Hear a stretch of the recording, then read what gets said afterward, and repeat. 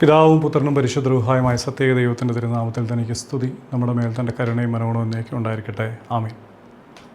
മലങ്കര സഭ ഒരു വലിയ സന്തോഷത്തിലേക്ക് പ്രവേശിക്കാനുള്ള എല്ലാ ക്രമീകരണങ്ങളും പൂർണ്ണമാക്കപ്പെട്ടിരിക്കുകയാണ്. ശ്രേഷ്ഠ കാതോലിക്ക അബൂൻ മോർ ബസേലിയോസ് തോമസ് പ്രഥമൻ ബാവായ്ക്ക് ശേഷം മലങ്കര സഭയുടെ സാന്നിധ്യം ഏറ്റെടുക്കുവാൻ പരിശുദ്ധ സിംഹാസനം മലങ്കര മെത്രാപ്പൊലിത്തായും പരിശുദ്ധ എപ്പിസ്കോപ്പൽ സിനോദോസിൻ്റെ അധ്യക്ഷനും കൊച്ചി ഭദ്രാസന മെത്രാപ്പൊലിത്തയായിരിക്കുന്ന അഭിമന്യ പിതാവായിരിക്കുന്ന മോർ ജോസഫ് ഗ്രിഗോറിയോസ് തിരുമനസിനെ മലങ്കരയുടെ കാതോലിക്ക ബാവയായി നിയമിച്ചുകൊണ്ട് 2025 മാർച്ച് മാസം 25 ആ വാഴ്ച പൂർത്തിയാകുമ്പോൾ സഭ കുറേ കൂടി സന്തോഷത്തിൻ്റെ അനുഭവത്തിലേക്ക് കടന്നു വരും. പാത്രിയർക്കീസ് എന്ന പദം മലങ്കര സഭയിൽ വളരെ പരിചിതമായ ഒരു പദമാണ്. കുലപതി, ഗോത്രത്തിൻ്റെ അധിപതി എന്നെല്ലാം അർത്ഥമുള്ള ഈ പദത്തെക്കുറിച്ച് നമുക്കെല്ലാവർക്കും നല്ല പരിചയമുണ്ട്.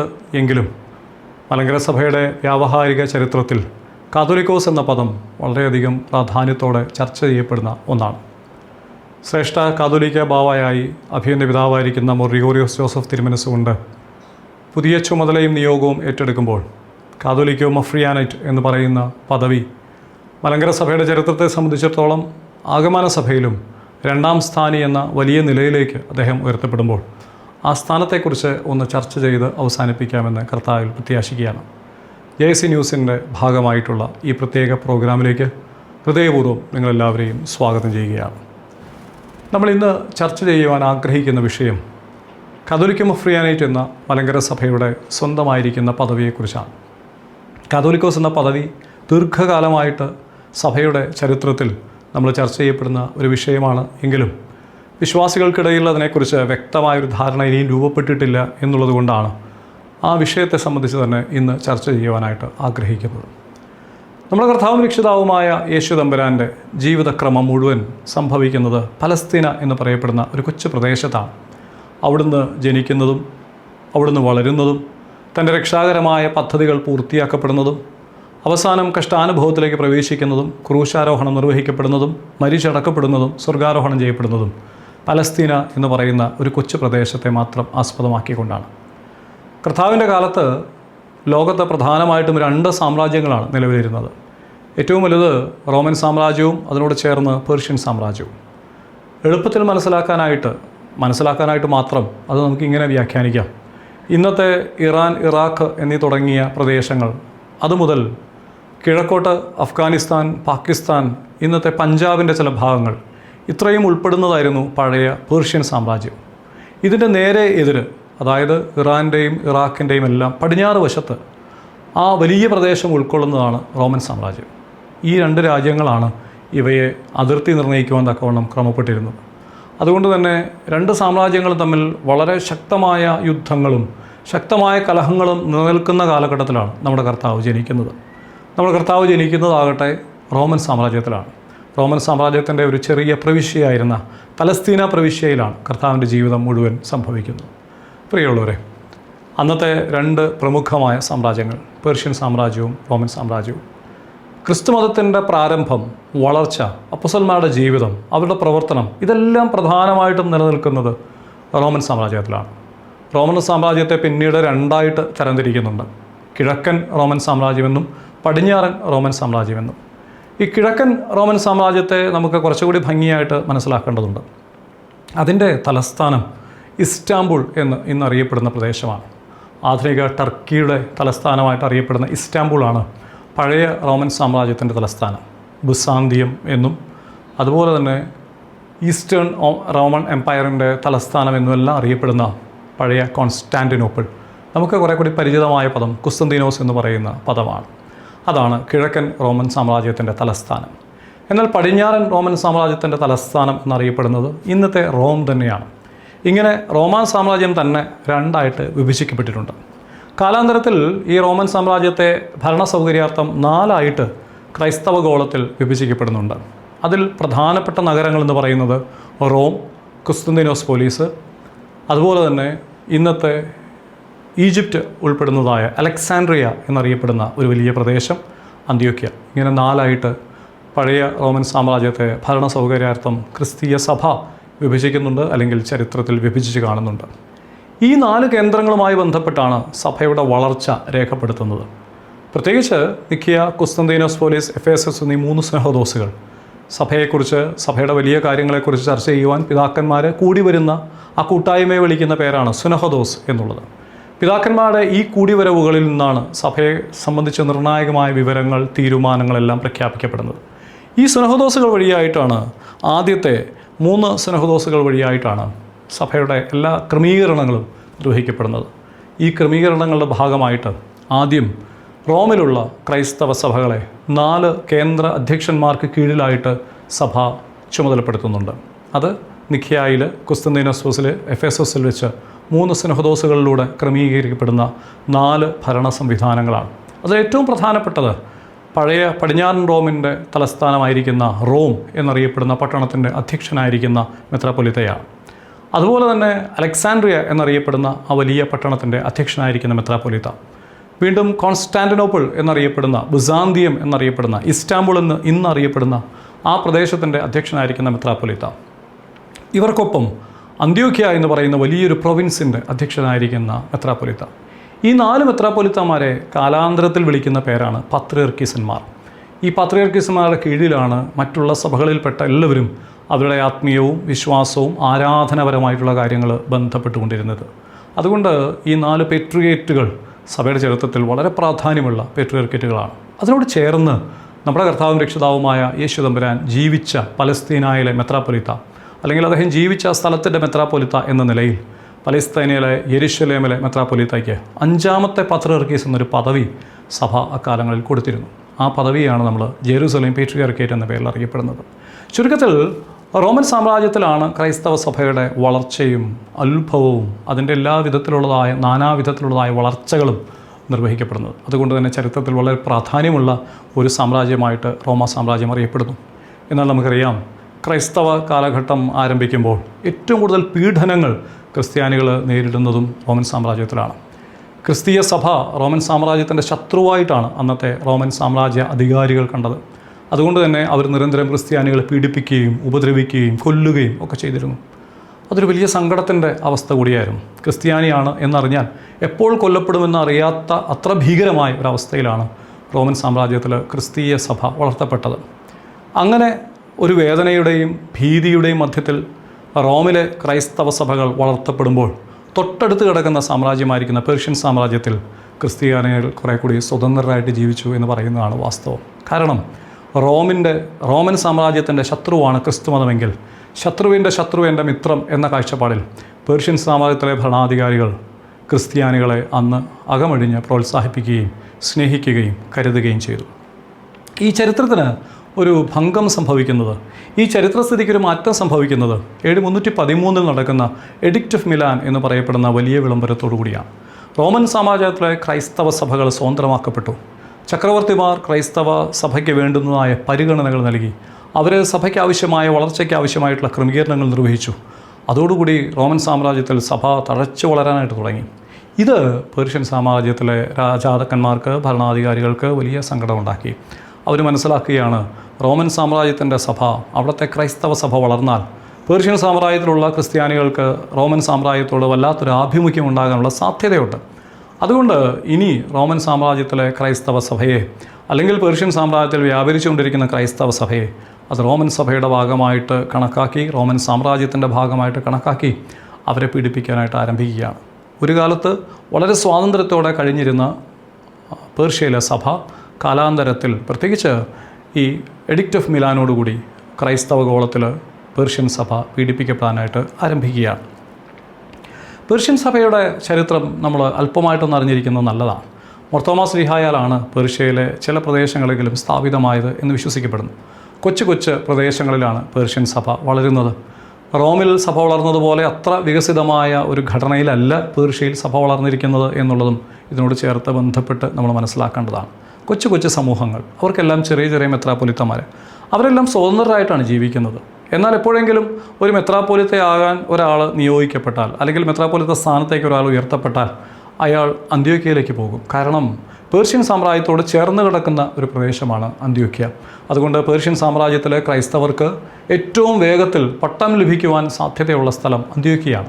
അതുകൊണ്ട് പേർഷ്യൻ സാമ്രാജ്യത്തിലെ പിതാക്കന്മാർ പട്ടമേൽക്കേണ്ട സമയമാകുമ്പോൾ അന്ത്യോക്യയിൽ പോവുകയും അന്ത്യോക്യയിൽ നിന്ന് അവർ പട്ടമേൽക്കുകയും ചെയ്യും. ചുരുക്കത്തിൽ പേർഷ്യൻ സാമ്രാജ്യത്തിലെ സഭയ്ക്ക് മുഴുവൻ പൗരോഹിത്യ നൽവരം കൊടുത്തിരുന്നത് അന്ത്യോക്യ സിംഹാസനമാണ് എന്നുള്ളത് അഭിമാനത്തോടെ കാണുവാനായിട്ട് നമുക്ക് സാധിക്കണം. കാലാന്തരത്തിൽ വ്യത്യസ്ത സാമ്രാജ്യത്തിൽ 2 തരത്തിൽ സഭകൾ രൂപാന്തരപ്പെടുന്ന ഒരു ചരിത്രം പിന്നീട് നമുക്ക് കാണാനായിട്ട് സാധിക്കും. ഈ സാഹചര്യത്തിൽ പേർഷ്യയിൽ പോയി പട്ടമേൽക്കുക എന്ന് പറയുന്നത് ദുഷ്കരമാകുന്ന ഒരു സാഹചര്യം പിന്നീട് നിലവിൽ വന്നു. ആരെങ്കിലും പേർഷ്യയിലേക്ക് പോയി പേർഷ്യയിൽ നിന്ന് റോമിലേക്ക് പോയാൽ റോമിൽ വെച്ച് അയാൾ കൊല്ലപ്പെടും, പേർഷ്യൻ ചാരൻ എന്ന നിലയിൽ. അല്ലെങ്കിൽ റോമിൽ നിന്ന് പട്ടമേറ്റ് തിരിച്ചു വരുന്നയാൾ റോമിൻ്റെ ചാരൻ എന്ന നിലയിൽ പേർഷ്യയിൽ വെച്ച് കൊല്ലപ്പെടാനുള്ള സാഹചര്യങ്ങൾ രൂപപ്പെടുകയാണ്. ഇത് ഭീതിതമായ ഒരു സാഹചര്യം ഉണ്ടാക്കി. 2 സഭകളും വളരെ വേദനയിൽ അകപ്പെട്ട ഒരു സാഹചര്യം ഉണ്ടായി. ഈ സാഹചര്യത്തിൽ പേർഷ്യയിൽ നിന്നൊരാൾ റോമിൽ പോയി പട്ടമേറ്റ് വരിക എന്ന് പറയുന്നത് ദുഷ്കരമാണ് എന്ന് മനസ്സിലാക്കിയപ്പോൾ AD 410 അന്നത്തെ അന്ത്യോക്യൻ പാത്രിയർക്കീസുമാർ ഈ പേർഷ്യയിലെ സഭകൾക്ക് ഒരു കൽപ്പന നൽകുകയാണ്. അതിങ്ങനെയാണ്: നിങ്ങൾ ഇനി മുതൽ അന്ത്യോക്യയിൽ നിന്ന് പട്ടമേൽക്കണമെന്ന് നിർബന്ധമില്ല.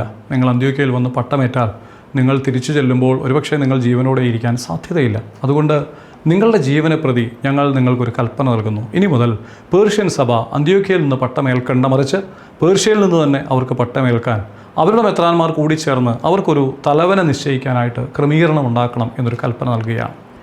ഈ കൽപ്പനയുടെ വെളിച്ചത്തിലായിരിക്കണം അന്നത്തെ പേർഷ്യൻ സാമ്രാജ്യത്തിൻ്റെ തലസ്ഥാനമായിരുന്ന സെലൂക്യസ് ടിസിഫോൺ എന്ന് പറയുന്ന ഇരട്ട നഗരം. സെലൂക്യസ് ടിസിഫോണിലെ അന്നത്തെ മെത്രാപ്പൊലീത്ത മറ്റ് മെത്രാപ്പൊലിത്തന്മാർക്കെല്ലാം അധിപതിയായിട്ട് പേർഷ്യൻ സാമ്രാജ്യത്തിലെ അല്ലെങ്കിൽ കിഴക്കൻ സഭകളുടെ അധിപനായിട്ട് ഒരു സ്ഥാനം ഏറ്റെടുക്കുവാനായിട്ടുള്ള പരിശ്രമം നടക്കുന്നുണ്ട്. പക്ഷേ ആ പരിശ്രമം പരിപൂർണമായ വിജയത്തിലെത്തി എന്ന് മനസ്സിലാക്കുവാനായിട്ട് നമുക്ക് സാധിക്കുകയില്ല. ചില പ്രശ്നങ്ങൾ അവിടെ ഉണ്ടാകുന്നുണ്ട്. അന്നത്തെ പേർഷ്യൻ സാമ്രാജ്യത്തിൽ സെലൂക്യസ് ടിസിഫോണിലെ പിതാവായിരുന്ന പാപ്പ എന്നറിയപ്പെടുന്ന സഭാപിതാവ്, അദ്ദേഹം ഈ സഭകളുടെ എല്ലാം പേർഷ്യയിലെ എല്ലാ മെത്രാന്മാരുടെ അധിപനായിട്ട് സ്വയം തിരഞ്ഞെടുക്കപ്പെടാനുള്ള പരിശ്രമം നടത്തുമ്പോൾ വലിയ എതിർപ്പ് അവിടെ നിന്നുണ്ടാകുന്നുണ്ട്. ഈ സമയത്ത് അന്ത്യോക്യയിൽ നിന്ന് മറൂധ എന്നു പേരുള്ള ഒരു മെത്രാപ്പൊലീത്തായെ അന്ത്യോക്യ സിംഹാസനം പേർഷ്യയിലേക്ക് അയക്കുന്നുണ്ട്. എന്നിട്ടൊരു കൽപ്പന വഴിയായിട്ട് അവരോട് പറയുകയാണ്: നിങ്ങൾ കൂട്ടുറപ്പിലും ഒരുമിച്ചുമായില്ലെങ്കിൽ സഭയ്ക്ക് പ്രതിസന്ധി ഉണ്ടാകും. അതുകൊണ്ട് നിങ്ങൾ ഒരുമിച്ച് നിൽക്കുകയും ഭരണം കുറെ കൂടി ക്രമബദ്ധമാകുവാൻ തക്കവണ്ണം പേർഷ്യയ്ക്ക് ഒരു തലവനായിട്ട് സെലൂക്യസ് ടിസിഫോണിലെ മെത്രാപ്പൊലീത്തായി നിങ്ങൾ അംഗീകരിക്കുകയും ചെയ്യണം. അങ്ങനെ മറൂധായുടെ പരിശ്രമ ഫലമായിട്ട് AD 410 പേർഷ്യയിൽ സുസംഘടിതമായിരിക്കുന്ന ഒരു സഭാവ്യവസ്ഥ രൂപപ്പെടുകയാണ്. പേർഷ്യയിലൊരു സ്വതന്ത്ര സഭാവ്യവസ്ഥ, അതിനൊരു തലവൻ. അങ്ങനെ ഒരു കിഴക്കിൻ്റെ വലിയ മെത്രാപ്പൊലീത്ത എന്ന തലത്തിലേക്ക് സഭ വികസിക്കുകയും അന്ത്യോക്യ സിംഹാസനവുമായിട്ടുള്ള ബന്ധം, ആത്മീയമായ ബന്ധം അവരെ നിലനിർത്തിക്കൊണ്ടുപോവുകയും ചെയ്യുകയാണ്.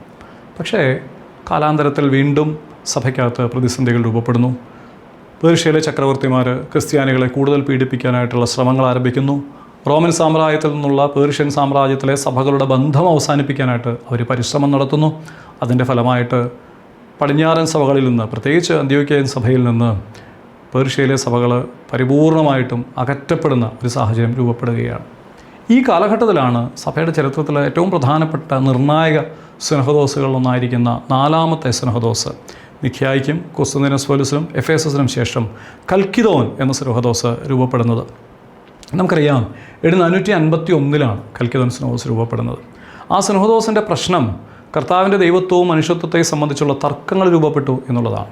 അതിൽ കർത്താവിൻ്റെ ദൈവത്വത്തെയും മനുഷ്യത്തെയും സംബന്ധിച്ച് വ്യാഖ്യാനിക്കുവാനുള്ള വ്യാഖ്യാന പരിശ്രമങ്ങൾക്കിടയിൽ നെസ്തോർ എന്ന് പറയുന്ന സഭാപിതാവ് പരാജയപ്പെട്ടു പോവുകയാണ്. അദ്ദേഹത്തിൻ്റെ വ്യാഖ്യാനം ഒരു വേദവിപരീതമായിട്ട് പരിണമിക്കുകയാണ്. ക്രിസ്തു എന്ന് പറയുന്ന ഒരു മനുഷ്യൻ, അവൻ മനുഷ്യൻ മാത്രമായിരുന്നുവെന്നും മാമോദീസയുടെ സമയത്ത് ദൈവത്വം അവനിൽ ഇറങ്ങി വസിച്ചുവെന്നും ക്രൂശാരോഹണത്തിൻ്റെ സമയത്ത് ദൈവത്വം അവനിൽ നിന്നും മാറിപ്പോയി എന്നും ഇദ്ദേഹം പഠിപ്പിച്ച് അവസാനം ഒരു വേദവിപരീതത്തിലേക്ക് ചെന്നെത്തുകയാണ്. വാസ്തവത്തിൽ നെസ്തോർ അങ്ങനെ പഠിപ്പിച്ചോ എന്നതിനെക്കുറിച്ചുള്ള ചർച്ചകൾ ഇപ്പോഴും നടക്കുകയാണ്. നെസ്തോറിൻ്റെ ശിഷ്യന്മാർ അങ്ങനെ പഠിപ്പിച്ച് ഇദ്ദേഹത്തെ ഒരു വലിയ വേദവിപരീതിയായിട്ട് രൂപാന്തരപ്പെടുത്തുന്നുണ്ട്.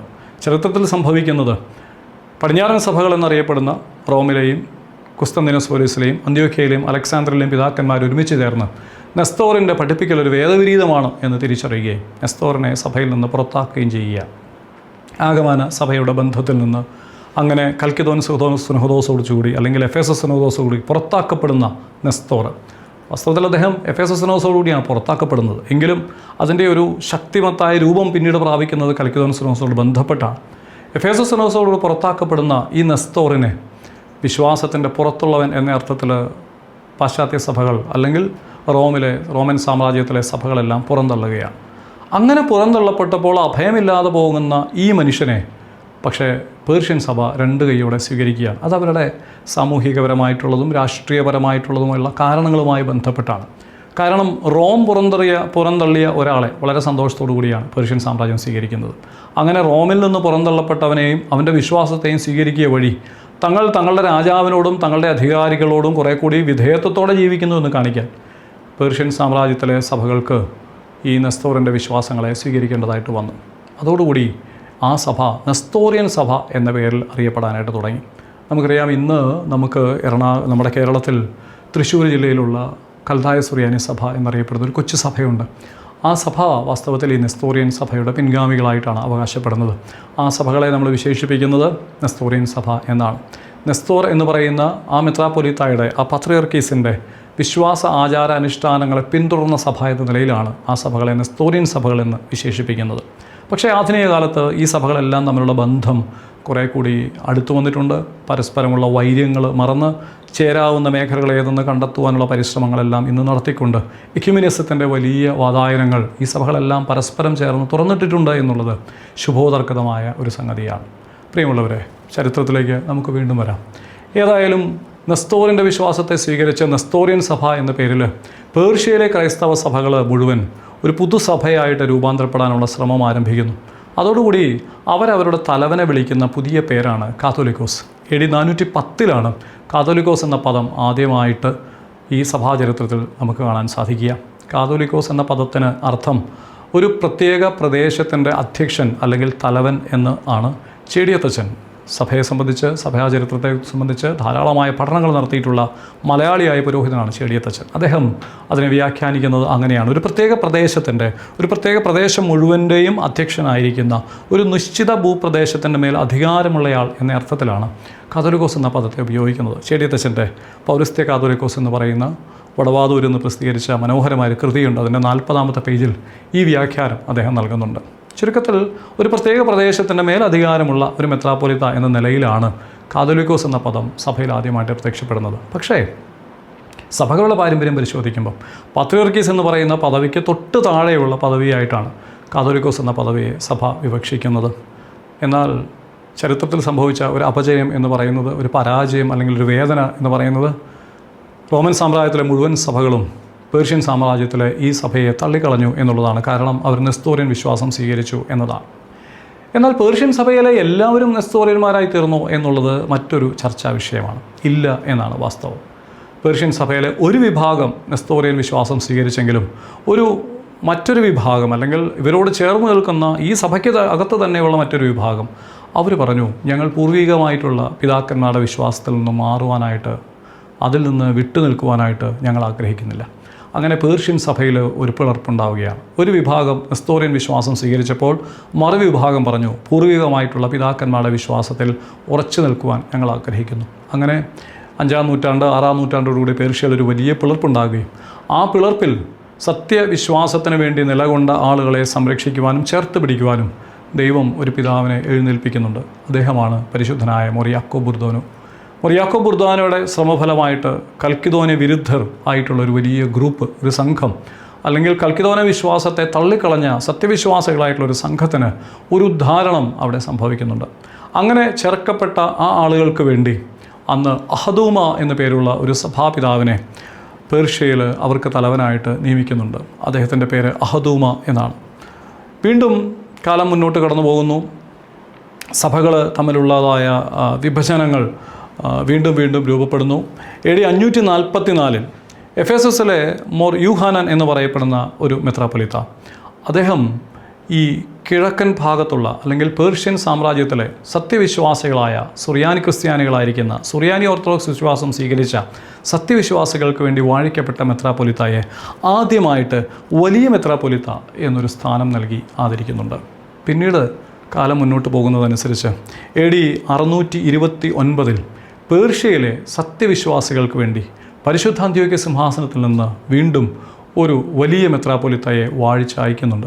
അദ്ദേഹത്തിനെ സഭ വിശേഷിപ്പിച്ച പേര് മഫ്രിയാൻ എന്നാണ്. മഫ്രിയാൻ എന്ന വാക്കിൻ്റെ അർത്ഥം ഫലം പുറപ്പെടുവിക്കുന്നവൻ എന്നാണ്. ചുരുക്കത്തിൽ ഇപ്പോൾ പേർഷ്യയിൽ 2 അധ്യക്ഷന്മാരുണ്ട്. നെസ്തോറിയൻ സഭയുടെ വിശ്വാസത്തെ അല്ലെങ്കിൽ നെസ്തോറിയൻ വിശ്വാസത്തെ പരിപാലിക്കുന്ന സഭയ്ക്ക് തലവനായിട്ട് കാതോലിക്കോസ് എന്ന പേരിൽ ഒരു തലവനും, സുറിയാനി ഓർത്തഡോക്സ് സഭയുടെ വിശ്വാസം പേർഷ്യൻ മണ്ണിൽ വിശ്വസിക്കുന്ന ആളുകൾക്ക് വേണ്ടി അവർക്ക് തലവനായിട്ട് പരിശുദ്ധ അന്ത്യോക്യൻ പാത്രിയർക്കീസിനാൽ നിയമിക്കപ്പെട്ട മഫ്രിയാൻ എന്ന പേരുള്ള ഒരു അധികാരി. ഈ 2 അധികാര സ്ഥാനങ്ങളും ഒരേ സമയത്ത് സ്നേഹത്തോടെ സഹവർത്തിത്വത്തോടെ മുന്നോട്ട് നടന്നു പോകുന്ന കാഴ്ചയാണ് പിന്നീട് നമുക്ക് കാണാനായിട്ട് സാധിക്കുന്നത്. പരസ്പരം പ്രശ്നങ്ങളുണ്ടാകുമ്പോൾ പറഞ്ഞു തീർക്കാനും രമ്യതപ്പെടുവാനും വിശ്വാസങ്ങളുണ്ടെങ്കിലും സാഹോദര്യത്തിൻ്റെ എല്ലാ ഗുണങ്ങളും ഒരുമിച്ച് കൊണ്ടുപോകാനായിട്ട് അവർക്ക് സാധിച്ചു. കാലാന്തരത്തിൽ പേർഷ്യൻ സാമ്രാജ്യത്തിലെ നെസ്തോറിയൻ സഭയ്ക്ക് വൈധവ്യം സംഭവിക്കുന്നത് കാണാനായിട്ട് സാധിക്കും.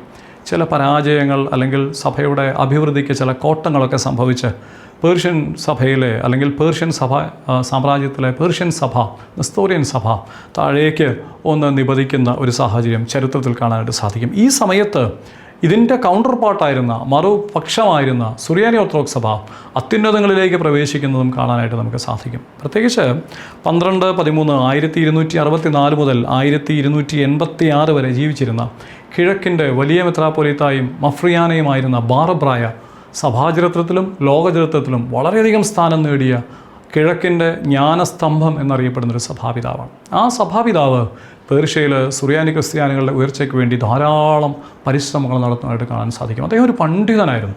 ധാരാളം ഗ്രന്ഥങ്ങൾ അദ്ദേഹം കൈവയ്ക്കാത്ത മേഖലകളില്ല. ധാരാളം പുസ്തകങ്ങൾ അദ്ദേഹം ക്രമപ്പെടുത്തി. അദ്ദേഹത്തിൻ്റെ പല പുസ്തകങ്ങളും ഇന്നും അവിടുത്തെ യൂണിവേഴ്സിറ്റികളിൽ പഠിപ്പിക്കുന്ന പുസ്തകങ്ങളായിട്ട് മാറ്റപ്പെട്ടു എന്നുള്ളത് ചരിത്രത്തോട് ചേർന്ന് നമ്മൾ വായിക്കേണ്ട ഒരു വസ്തുതയാണ്. അത്രമാത്രം പാണ്ഡിത്യമുള്ളൊരു പിതാവായിരുന്നു ബാറബ്രായ സുറിയാനി സഭയുടെ പിതാവായിരുന്ന ബാറബ്രായ. അദ്ദേഹം തൻ്റെ പേരിനോട് ചേർന്ന് മഫ്രിയാന എന്ന പദത്തോട് ചേർന്ന് ഉപയോഗിച്ച മറ്റൊരു വാക്കാണ് കാതോലിക്കോസ്. ഒരു കാലത്ത് നെസ്തോറിയൻ സഭയ്ക്ക് മാത്രമുണ്ടായിരുന്ന ഈ കാതോലിക്കോസ് എന്ന പദവി പിന്നീട് സ്ഥാനം കൊണ്ടും അധികാരം കൊണ്ടും വർദ്ധിതമായപ്പോൾ മഫ്രിയാനയായിരുന്ന ബാറബ്രായ തൻ്റെ പേരിനോട് ചേർത്ത് ഉപയോഗിച്ചു. അങ്ങനെയാണ് യാക്കോബായ സുറിയാനി സഭയുടെ പേർഷ്യയിലെ തലവന് മഫ്രിയാന എന്ന പേരിനോട് ചേർന്ന് കാതോലിക്ക എന്ന പേര് കൂടി ലഭിക്കാനായിട്ട് സംഗതിയായത്. ഇത്തരത്തിൽ ചരിത്രം മുന്നോട്ട് പോവുകയും സഭകൾ അഭിവൃദ്ധിപ്പെടുകയും 2 സഭകളും സൗഹൃദത്തോടെ മുന്നോട്ട് പോവുകയും ചെയ്ത കാലമുണ്ടായി. പേർഷ്യൻ സഭ പിന്നീട് അല്ലെങ്കിൽ നെസ്തോറിയൻ സഭ പിന്നീട് കാലാന്തരത്തിൽ വിഭജിക്കപ്പെടുകയും അവർക്കുള്ളിൽ തന്നെ ചില സ്കിസങ്ങൾ, ചില അഭിപ്രായ ഭിന്നതകൾ രൂപപ്പെടുകയും ആ സഭ ഏറെക്കുറെ 2ഓ 3ഓ ആയിട്ട് വിഭജിക്കപ്പെടുകയൊക്കെ ചെയ്യുന്നത് ചരിത്രത്തിൽ കാണാനായിട്ട് സാധിക്കും. നേരെ മറിച്ച് സുറിയാനി സഭാവിശ്വാസത്തിലായിരുന്ന മഫ്രിയാനോ കാതോലിക്കോസ് എന്ന് പിന്നീട് നമുക്ക് വിളിക്കാവുന്ന മഫ്രിയാനയും കാതോലിക്കായും ആയിട്ടുള്ള അദ്ദേഹത്തിൻ്റെ കീഴിലുണ്ടായിരുന്ന സഭ, അതും ഇതുപോലെ തന്നെ വൈധവ്യത്തിൻ്റെ ഒരു പദവിയിലേക്ക് എത്തിച്ചേരുന്നുണ്ട്. ഇടക്കാലം വെച്ച് സഭകൾക്കുള്ളിലുള്ള ചില പ്രശ്നങ്ങൾ, സഭകളെ തന്നെ 2ആയിട്ട് 3ആയിട്ടും ഒക്കെ ഈ പിതാക്കന്മാരുടെ ആസ്ഥാനങ്ങൾ മാറ്റി 3 മഫ്രിയാനേറ്റുകൾ ഒരേ സമയം മലങ്കര സഭയുടെ ഉള്ളിൽ, അല്ലെങ്കിൽ മലങ്കര സഭയല്ല പൗരസ്ത്യ സഭയായിരിക്കുന്ന ഈ പേർഷ്യൻ സഭയുടെ ഉള്ളിലുണ്ടാകുന്ന ഒരു കാലഘട്ടം നമുക്ക് കാണാനായിട്ട് സാധിക്കും. പ്രധാനമായിട്ടും മൊസൂൾ കേന്ദ്രീകരിച്ച് ഒരു മൊസൂൾ മഫ്രിയാനേറ്റ് രൂപപ്പെടുന്നുണ്ട്. വീണ്ടും തുറബ്ദീൻ കേന്ദ്രീകരിച്ച് ഒരു 1495 ഒരു തുറബ്ദീൻ കാതോലിക്കേറ്റ് രൂപപ്പെടുന്നത് അല്ലെങ്കിൽ മഫ്രിയാനേറ്റ് രൂപപ്പെടുന്നതും കാണാനായിട്ട് സാധിക്കും. അതേസമയം തന്നെ ടിഗ്രിസിലും ഒരു കാതോലിക്കേറ്റ് രൂപപ്പെട്ട് അതിൻ്റെ പ്രവർത്തനം മുന്നോട്ട് പോകുന്നുണ്ട്. കാരണം മഫ്രിയാനാമാർ രൂപപ്പെട്ടപ്പോൾ, മഫ്രിയാനേറ്റുകൾ രൂപം കൊണ്ടപ്പോൾ ആദ്യത്തെ മഫ്രിയാനയുടെ ആസ്ഥാനമായിട്ട് നിശ്ചയിച്ചിരുന്നത് ടിഗ്രിസാണ്. അതുകൊണ്ട് ടിഗ്രിസിൻ്റെ ഒരു സ്ഥാനം വളരെ വലുതാണ്. അപ്പോൾ ഒരേ സമയം ടിഗ്രിസിലും മൊസൂളിലും തുറബ്ദീനിലും മഫ്രിയാനേറ്റുകൾ രൂപപ്പെട്ടിട്ടുണ്ട്. ഇതെല്ലാം ചരിത്രത്തിൻ്റെ ഭാഗമാണ്. സഭയിലെ പ്രതിസന്ധികളുടെ, രാഷ്ട്രീയത്തിൻ്റെ എല്ലാം ഭാഗമായിട്ട് നമുക്കിതിനെ കണക്കാക്കാൻ സാധിക്കും. എന്നാൽ ഈ കാലങ്ങളെല്ലാം കഴിഞ്ഞ് ആധുനിക യുഗത്തിൻ്റെ ഒരു കാലത്തോടുകൂടി ഏതാണ്ട് 1860 ഈ മഫ്രിയാന സ്ഥാനങ്ങളെ എല്ലാം നിർത്തൽ ചെയ്യുകയാണ്. അതിൻ്റെ പ്രധാനപ്പെട്ട കാരണം എന്ന് പറയുന്നത് സഭയിൽ ആളുകൾ, പ്രത്യേകിച്ച് പേർഷ്യൻ സാമ്രാജ്യം മുഴുവൻ ഇസ്ലാമിക ആധിപത്യത്തിൽ അമർന്ന സമയത്ത് അവിടെയെങ്ങും ക്രിസ്ത്യാനികളുടെ എണ്ണം വളരെ ക്രമാതീതമായിട്ട് കുറഞ്ഞു പോവുകയും ഒരു മഫ്രിയാനയുടെ ആവശ്യം അവിടെ ഇല്ലാതാകുകയും, മാത്രവുമല്ല സഞ്ചാര സ്വാതന്ത്ര്യങ്ങൾ കുറേ കൂടി ലളിതമായി, രാജ്യങ്ങളുടെ അതിർത്തികൾ കുറേ കൂടി വിസ്തൃതമായി, ദൂരത്തുള്ള ആളുകളെ അടുത്ത് സംസാരിക്കാനും കാണുവാനും ഒക്കെയുള്ള സംവിധാനങ്ങൾ രൂപപ്പെട്ടു. അതോടുകൂടി പരിശുദ്ധ പാത്രിയർക്ക സിംഹാസനത്തിൽ നിന്ന് നേരിട്ട് ഈ പ്രദേശങ്ങളിലെല്ലാം ഇടപെടാനുള്ള ഒരു സാഹചര്യം ഉണ്ടായതോടുകൂടി 1860 63 എന്ന രണ്ട് അഭിപ്രായങ്ങളുണ്ട്, പേർഷ്യയിലെ മഫ്രിയാനേറ്റ് നിർത്തലെയ്യപ്പെടുകയാണ്. ആ കാലമായപ്പോഴത്തേക്കും പേർഷ്യയിൽ സഭ ഏതാണ്ട് മഫ്രിയാനേറ്റ് ഇല്ലാതെ മെത്രാപ്പൊലിത്തമാരെ മാത്രമായിട്ട് നേരിട്ട് പരിശുദ്ധ പാത്രിയർക്കീസ് ബാവയുടെ ഭരണത്തിന് കീഴിൽ വരുന്ന ഒരു സാഹചര്യമുണ്ടായി. ഇതാണ് ആധുനിക കാലഘട്ടത്തിലെ സഭയുടെ ചരിത്രത്തിൽ മഫ്രിയാനേറ്റിൻ്റെ ആരംഭവും അതിൻ്റെ വളർച്ചയും, കാതോലിക്കേറ്റിൻ്റെ ആരംഭവും അതിൻ്റെ വളർച്ചയും വികാസവും അവസാനം മഫ്രിയാനേറ്റുകളുടെ അസ്തമയവും നമുക്ക് കാണാനായിട്ട് സാധിക്കും. എന്നാൽ മഫ്രിയാനേറ്റുകൾ അസ്തമിച്ചു എങ്കിലും കാതോലിക്കേറ്റ് അസ്തമിച്ചിട്ടില്ല. അതിന്നും പേർഷ്യൻ സാമ്രാജ്യത്തിൽ തുടരുന്നുണ്ട്. ബാഗ്ദാദ് ആസ്ഥാനമായിട്ട് ഒരു അസേറിയൻ കാതോലിക്കോ പാട്രിയർക്ക് എന്ന് പറയപ്പെടുന്ന പദവിയിൽ ഒരു പാത്രിയർക്കീസ് കാതോലിക്കോസ് ജീവിക്കുന്നുണ്ട്. അതുപോലെ തന്നെ അമേരിക്ക ആസ്ഥാനമായിട്ട് മറ്റൊരു കാതോലിക്ക പാത്രിയർക്കീസും അസേറിയൻ സഭയ്ക്കുമായി ബന്ധപ്പെട്ട് അല്ലെങ്കിൽ നെസ്തോറിയൻ സഭയുമായിട്ട് ബന്ധപ്പെട്ട് ജീവിക്കുന്നുണ്ട്. ഈ രണ്ട് സഭകളുടെയും തലവന്മാർ കൂടാതെ കത്തോലിക്ക സഭയുമായിട്ട് ഐക്യപ്പെട്ട മറ്റൊരു നെസ്തോറിയൻ അല്ലെങ്കിൽ ചർച്ച് ഓഫ് ദ ഈസ്റ്റ് അല്ലെങ്കിൽ Assyrian church of the east എന്നറിയപ്പെടുന്ന ഒരു പാത്രിയർക്കോ കാതോലിക്കോ കൂടി ജീവിക്കുന്നുണ്ട്. ചുരുക്കത്തിൽ ഞാൻ പറയാൻ ആഗ്രഹിക്കുന്നത്, കാതോലിക്കേറ്റുകൾ ഇനിയും വൈധവ്യം പ്രാപിച്ചിട്ടില്ല. അത് മൂന്ന് തരത്തിൽ അല്ലെങ്കിൽ 3 പേരുകളിൽ ഇന്നും കാതോലിക്കേറ്റുകൾ തുടരുന്നുണ്ട്. ഈ കാതോലിക്കേറ്റ് ഒരിക്കൽ അന്ത്യോക്യൻ പാത്രിയർക്കീസിൻ്റെ കീഴിലായിരുന്നു എങ്കിലും 410 അവർക്ക് നൽകിയ പ്രത്യേക അനുമതി മൂലം അവർ സ്വതന്ത്രരായി. അവർ സ്വതന്ത്ര ഭരണകർത്താക്കളായിട്ട് മാറ്റപ്പെട്ടു. അവർക്ക് അവരുടേതായ ഭരണക്രമീകരണങ്ങളും വ്യവസ്ഥകളും രൂപപ്പെട്ടു. അവരിന്നൊരു സ്വതന്ത്ര സഭയാണ്. അതുകൊണ്ട് പാത്രിയർക്കേറ്റിന് ഇന്ന്, പരിശുദ്ധ അന്ത്യോക്യൻ സിംഹാസനത്തിന് ഇന്ന് ഈ കാതോലിക്കേറ്റുകളുടെ മുകളിലൊന്നും യാതൊരു അധികാരവുമില്ല എന്നുള്ളത് ചരിത്രത്തിൻ്റെ ഭാഗമാണ്. എന്നാൽ ഒരു കാലത്ത് ഇവയെല്ലാം പാത്രിയർക്കേറ്റിൻ്റെ ഭാഗമായിരുന്നു. മറിച്ച് പാത്രിയർക്കേറ്റിൻ്റെ കീഴിൽ 2ാം സ്ഥാനിയായി തുടരുന്ന സ്ഥാനമാണ് മഫ്രിയാനേറ്റ്. ആ മഫ്രിയാനേറ്റ് ഇന്നും നിർത്തലെയ്യപ്പെട്ടിരുന്നില്ല. 1860കളിലാണ് മഫ്രിയാനേറ്റുകൾ നിർത്തപ്പെട്ടത് എന്നുള്ളതുകൂടി ഇതിനോട് ചേർത്ത് നമ്മൾ മനസ്സിലാക്കേണ്ടതാണ്. ഇനി നമ്മൾ പറയാൻ ആഗ്രഹിക്കുന്നത് മലങ്കര സഭയുടെ ഒരു ഭൂമികയാണ്. മലങ്കര സഭയുടെ ചരിത്രവുമായി ബന്ധപ്പെട്ട് വളരെ പ്രധാനപ്പെട്ടൊരു പദമാണ് കാതോലിക്കേറ്റ് എന്നുള്ളത്. ദീർഘകാലമായിട്ട് മലങ്കര സഭയ്ക്ക് ഒരു കാതോലിക്കേറ്റ് വേണമെന്ന ആഗ്രഹം മലങ്കരയിൽ നിന്ന് ധാരാളം തവണ പരിശുദ്ധ പാത്രിയർക്കീസ് നാട് സന്നിധിയിൽ നമ്മൾ ആവശ്യപ്പെട്ടിട്ടുണ്ട്. എന്നാൽ അപ്പോഴെല്ലാം പിതാക്കന്മാർ പറഞ്ഞത്, ആവശ്യമുള്ള സമയത്ത് ആവശ്യമുള്ളത് നിങ്ങൾക്ക് നൽകുവാൻ ഞങ്ങളവിടെ എത്തിക്കൊള്ളാം എന്നുള്ള കൽപ്പനയാണ്. ആ കൽപ്പന വഴിയായിട്ട് നമുക്കൊരു കാതോലിക്കേറ്റ് ഇല്ലാതെ മലങ്കര സഭ അതിൻ്റെ പിതാക്കന്മാരിലൂടെ, മലങ്കര മെത്രാപ്പൊലിത്തന്മാരിലൂടെ ജീവിതം മുന്നോട്ട് നടന്നുപോയി. ഈ സാഹചര്യത്തിലാണ് 1912 ഒരു വലിയ പ്രതിസന്ധി സഭയിൽ രൂപപ്പെടുന്നത്. വട്ടശ്ശേരിയിൽ മോർ ദിവന്നാസ്യോസ് തിരുമേനിയുടെ നേതൃത്വത്തിൽ ഇവിടെ ആരംഭിക്കുന്ന ഒരു വിഘടിത വിഭാഗം മലങ്കര സഭയുടെ പരമാധികാരത്തിൽ നിന്ന് സ്വാതന്ത്ര്യം പ്രാപിച്ചുകൊണ്ട് ഒരു പുതിയ സഭ ആയി രൂപാന്തരപ്പെടണമെന്ന ആഗ്രഹത്തോടു കൂടി ഒരു പുതിയ സഭാവിഭാഗത്തെ നയിക്കുവാനായിട്ടുള്ള പരിശ്രമങ്ങൾ ആരംഭിക്കുകയാണ്. അപ്പോൾ അന്ത്യോക്യൻ സഭയിൽ സംഭവിക്കുന്ന മറ്റൊരു പരാജയം അല്ലെങ്കിൽ ഒരു അപജയം എന്ന് പറയുന്നത്, ആ സമയത്ത് അന്ത്യോക്യയുടെ പാത്രിയർക്കീസായിരുന്ന അബ്ദുൾ മഷിഹ എന്ന് പറയപ്പെടുന്ന പിതാവ്, അദ്ദേഹത്തിൻ്റെ ശാരീരികമായ ചില ബുദ്ധിമുട്ടുകൾ, ചില വൈകല്യങ്ങൾ നിമിത്തം പരിശുദ്ധ എപ്പിസ്കോപ്പൽ സിനോദോസ് അദ്ദേഹത്തെ പാത്രിയർക്കേറ്റ് പദവിയിൽ നിന്ന് വിടർത്തുകയാണ്. അദ്ദേഹത്തെ വിടർത്തി എന്നുള്ള കാര്യം അന്നത്തെ സുൽത്താനെ അറിയിക്കുകയും സുൽത്താൻ അദ്ദേഹത്തിൻ്റെ ഫർമാൻ അല്ലെങ്കിൽ അദ്ദേഹത്തിൻ്റെ അനുമതി പത്രം പിൻവലിക്കുകയും ചെയ്യുന്നുണ്ട്. പകരം അബ്ദുള്ള എന്ന് പറയുന്ന പാത്രിയർക്കീസ് ബാവായെ സഭ ഈ സമയത്ത് പരിശുദ്ധ സിംഹാസനത്തിൻ്റെ അധിപതിയായിട്ട് തിരഞ്ഞെടുക്കുകയും അദ്ദേഹത്തെ അന്ത്യോക്യയുടെ പാത്രിയർക്കീസായിട്ട് തിരഞ്ഞെടുക്കുകയും അദ്ദേഹത്തെ പരിശുദ്ധ സിംഹാസനത്തിൻ്റെ തലവനായി അന്നത്തെ തുർക്കി സുൽത്താൻ അംഗീകരിക്കുകയും ചെയ്യുന്നുണ്ട്. ഇതേ അബ്ദുള്ള പാത്രിയർക്കീസ് ബാവയാണ് പരിശുദ്ധനായ പത്രോസ്ത്രീയൻ പാത്രിയർക്കീസ് ബാവയോട് ചേർന്ന് മലങ്കരയിൽ വന്നതും മുളന്തുരുത്തി സിനോദോസിൻ്റെ സമയത്ത് ഇവിടെയെല്ലാം നടന്നതും മലങ്കരയെക്കുറിച്ചൊരു വ്യക്തമായ ധാരണ അദ്ദേഹത്തിന് ആ കാലം മുതലുണ്ടായിരുന്നു. പത്രോസ് പാത്രിയർക്കീസ് ബാവ കാലം ചെയ്തപ്പോൾ അബ്ദുള്ള പാത്രിയർക്കീസിനെയാണ് തിരഞ്ഞെടുക്കാൻ സഭ ആഗ്രഹിച്ചത്. പക്ഷേ നിർഭാഗ്യവശാൽ ആ സമയത്ത് അദ്ദേഹത്തിനെ അംഗീകരിക്കുവാൻ തുർക്കി സുൽത്താൻ സന്നദ്ധനായിരുന്നില്ല. അതുകൊണ്ടാണ് അദ്ദേഹത്തിന് പകരം അബ്ദുൾ മഷിഹായെ അന്ന് തിരഞ്ഞെടുത്തത്. പക്ഷേ ആ തിരഞ്ഞെടുപ്പ് ഒരു വലിയ പരാജയമായിരുന്നു എന്ന് പിന്നീട് സഭാചരിത്രത്തിൽ മനസ്സിലാക്കാനായിട്ട് സാധിക്കും. അദ്ദേഹത്തെ മാറ്റുകയും പകരം വീണ്ടും അബ്ദുള്ളയെ തന്നെ പാത്രിയർക്കീസായിട്ട് തിരഞ്ഞെടുക്കുകയും ചെയ്യുന്നുണ്ട്. അബ്ദുള്ള പാത്രിയർക്കീസ് ബാവ പാത്രിയർക്കീസായിട്ട് തൻ്റെ കാലം മുന്നോട്ട് നയിക്കുന്ന സമയത്താണ് മലങ്കര സഭയിൽ നിന്ന് പട്ടമേൽക്കുവാനായിട്ട് വട്ടശ്ശേരി തിരുമേനിയും തൊഴുപ്പാടം തിരുമേനിയും പരിശുദ്ധ പിതാവിൻ്റെ അടുക്കിലേക്ക് പോകുന്നത്. അന്ന് മലങ്കര സഭയ്ക്ക് അറിയാം, അന്ത്യോക്യയിൽ 2 പാത്രിയർക്കീസുമാരുണ്ട്. ഒരാൾ സ്ഥാനഭ്രഷ്ടനാക്കപ്പെട്ട അബ്ദുൽ മശിഹായാണ്, ഇന്ന് സ്ഥാനത്തിരിക്കുന്നത് അബ്ദുള്ള പാത്രിയർക്കീസ് ബാവായാണ്. അതുകൊണ്ട് തന്നെയാണ് വട്ടശ്ശേരി തിരുമേനിയും അതുപോലെ തന്നെ തൊഴിൽപ്പാടം തിരുമേനിയും മെത്രാപ്പോലിത്തന്മാരാകാനായിട്ട് കാനൂനിക പാത്രിയർക്കീസ് ആയിരിക്കുന്ന അബ്ദുള്ള ബാവയുടെ അടുക്കിലേക്ക് ചെല്ലുന്നത്. പരിശുദ്ധനായ സ്ലീബാവോസ്താത്യോസ് ബാവയോട് ചേർന്ന് അവർ പട്ടമേറ്റ് മലങ്കരയിലേക്ക് തിരിച്ചു വരികയാണ്. എന്നാൽ മലങ്കരയിലേക്ക് തിരിച്ചു വന്നതോടുകൂടി ചരിത്രം കുറെ കൂടി മാറ്റപ്പെടുകയാണ്. ഇവിടെ വിഘടിത പ്രവർത്തനങ്ങൾ കൂടുതൽ ഭംഗിയായിട്ട് നിർവഹിക്കപ്പെടുന്നു. എങ്ങനെയെങ്കിലും അന്ത്യോക്യ സിംഹാസനത്തിൽ നിന്ന് മാറി ഒരു പുതിയ വ്യവസ്ഥ ഇവിടെ രൂപപ്പെടുത്തുവാനായിട്ടുള്ള പരിശ്രമങ്ങൾ നടക്കുന്നുണ്ട്. അതിൽ വട്ടശ്ശേരി തിരുമേനി ഒരു വലിയ ഭാഗധേയത്വം നിർവഹിക്കുന്നുണ്ട്. ഒരു വലിയ വിഭാഗം അന്ന് പുണ്യശ്ലോകനും പരിശുദ്ധനുമായിരിക്കുന്ന പൗലോസ് കൂർലോസ് തിരുമേനി എന്നറിയപ്പെടുന്ന തൊഴിൽപ്പാടം തിരുമേനിയോട് ചേർന്ന് നിൽക്കുകയും മറ്റൊരു വിഭാഗം ധനവും പ്രമാണിത്വവുമുള്ള മറ്റൊരു വിഭാഗം അവർ വട്ടശ്ശേരി തിരുമേനിയോട് ചേർന്ന് സഭയെ 2ആക്കി നിലനിർത്തുകയും ചെയ്യുന്നുണ്ട്.